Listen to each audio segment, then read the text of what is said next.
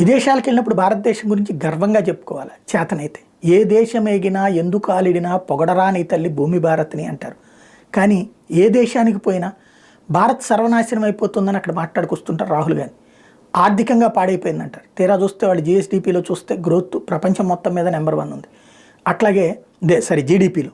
మరొక వైపున భారతదేశపు ఆర్థిక వ్యవస్థ కుప్పకూలిందని చెప్దామని చెప్పి అక్కడికి వెళ్ళి మాట్లాడతారు ఆయన. తీరా చూస్తే ప్రపంచంలో 5వ స్థానానికి వచ్చింది, బ్రిటన్ కూడా వెనక్కి నెట్టి.